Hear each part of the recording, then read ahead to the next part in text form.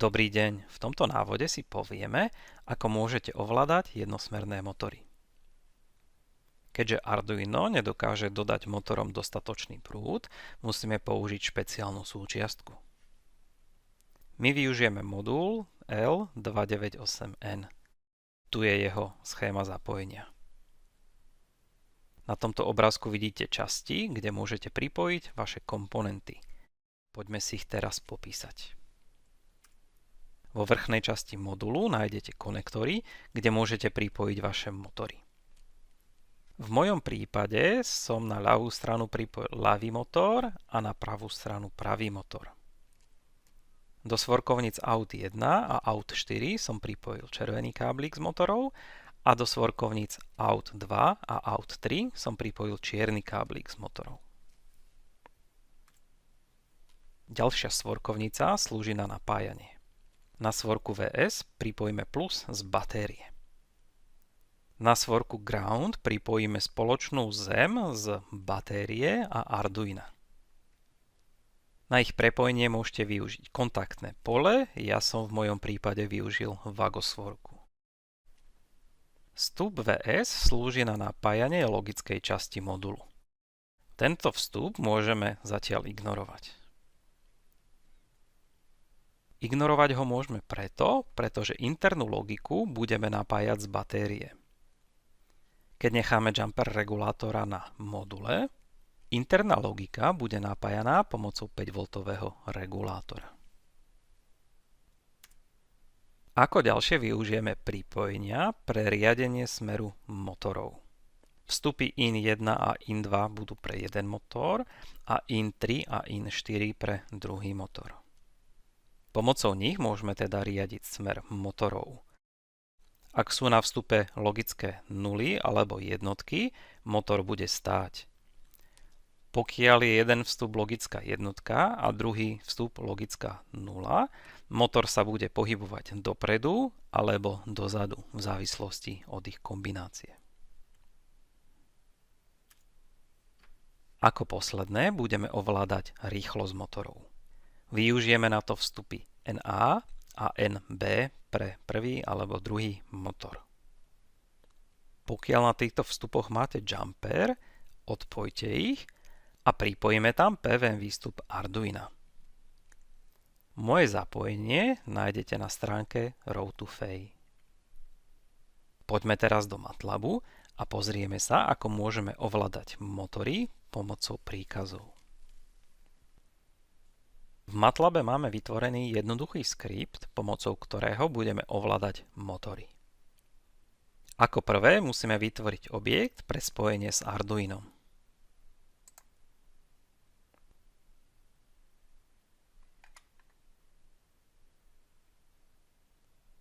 Pre točenie motora využijeme príkazy write_bvm voltage a write_digital pin.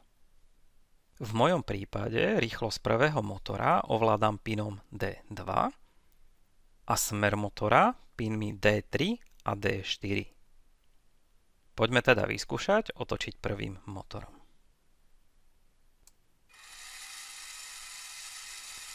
Môžeme zmeniť smer otáčania, prípadne zastaviť motor.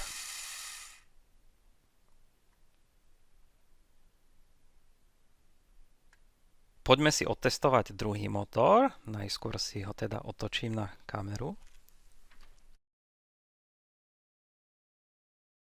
A máme tu krátky skript, ktorý zase zapíše rýchlosť a smer druhého motora a potom otočíme smer otáčania motora.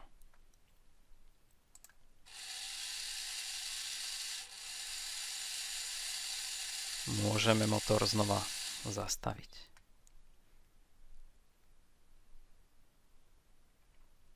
Ak by nastali nejaké problémy, vždy je dobré mať pripravenú sekciu, kde sa všetko zastaví, teda aj prvý, aj druhý motor naraz. Otestovali sme si, že máme všetko správne pripojené, motory sa točia rýchlo a v smeroch, ktoré by sme si predstavovali. A teraz môžeme prejsť do Simulinku a vytvoriť blokovú schému, ktorá nám pomôže ovládať tieto motory. Skôr ako sa prepneme do Simulinku, musíme zrušiť spojenie s Arduinom príkazom clear. Poďme teda do Simulinku a ukážeme si, ako môžeme vytvoriť blokový model pre riadenie motorov.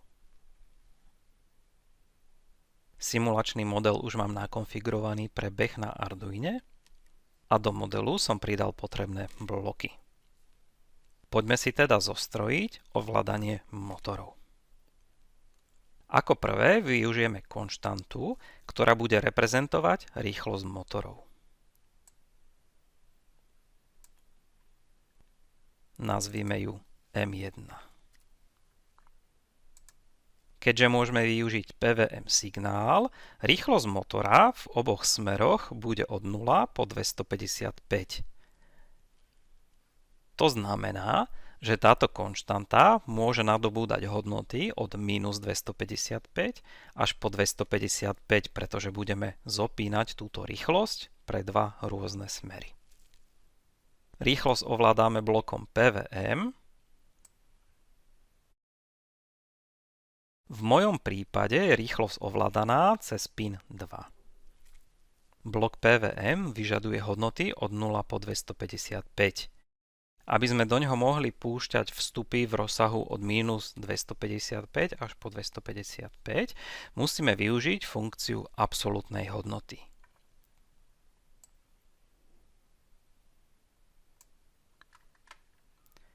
Tieto bloky môžeme spojiť.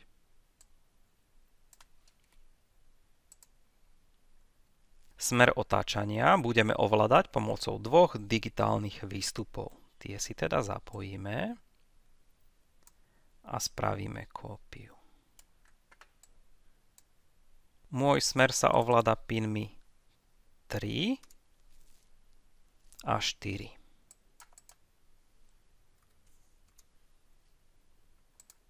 Smer otáčania bude závislý od znamienka vstupu M1.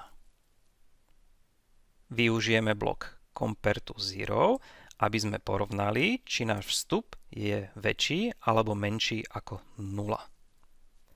Otvoríme si ho a prepneme operátor na väčší ako 0.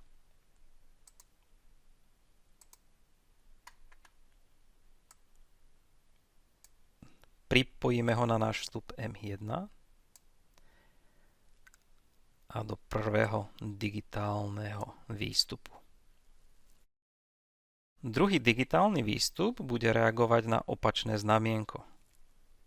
Musíme teda použiť blok logického operátora, kde zmeníme funkciu na NOT.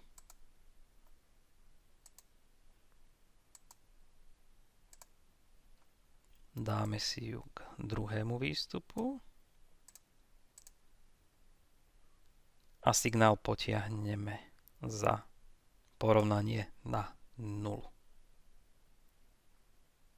Aby sme to teda zhrnuli, na vstupe do motorov môžu byť hodnoty minus 255 až 255.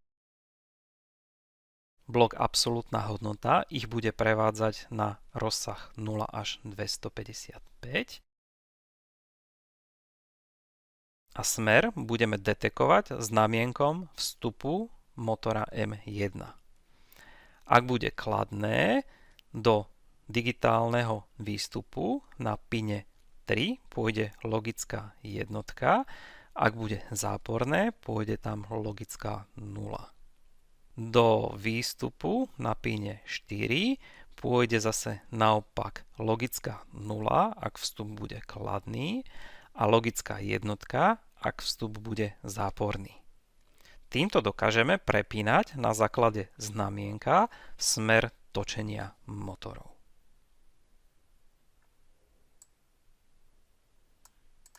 Toto zapojenie môžeme označiť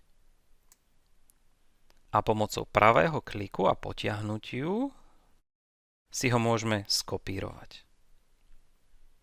Vidíme, že vstup sa nám už prepísal na M2. Jediné, čo musíme teraz spraviť, je prepísať piny druhého motora.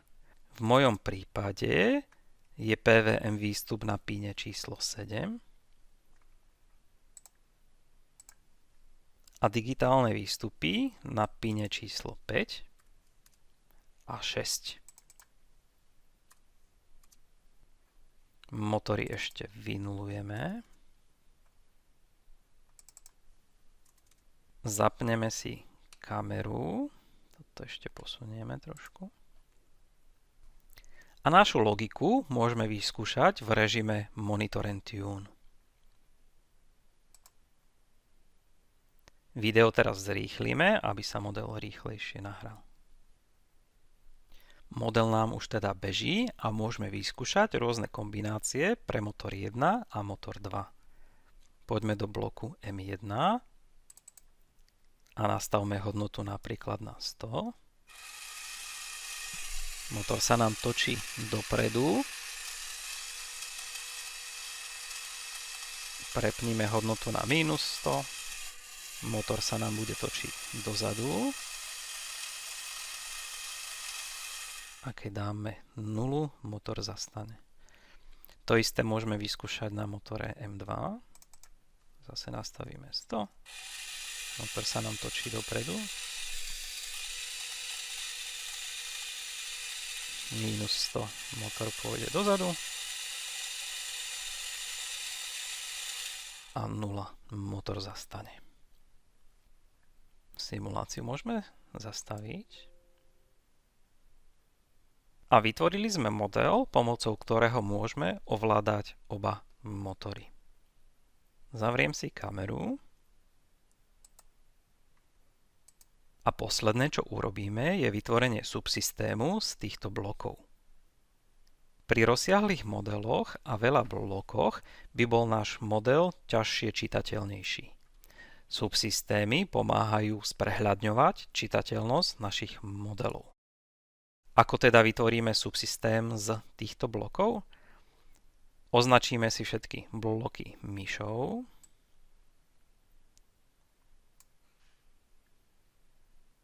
Pravým klikom vyvoláme menu a zvolíme Create Subsystem from Selection. MATLAB nám teda vytvorí subsystém, ktorý môžeme nazvať motory. Tento subsystém môžeme trošku zväčšiť a trošku si ho upraviť. Na to, aby sme vedeli, že aké vstupy pripájame do tohto subsystému, sa môžeme do neho dvojklikom dostať a zmeniť názvy týchto vstupných portov. Nazvime ich zase M1 a M2. A keď sa vrátime naspäť do nášho hlavného modelu, touto šípkou nahor, už vidíme, že tie naše vstupné porty majú mená, aké by sme potrebovali. To nám pomôže v budúcnosti sa lepšie zorientovať v našom modeli. Tento model si uložte a môžete sa k nemu hocikedy vrátiť, keď budete potrebovať blok pre ovládanie motorov.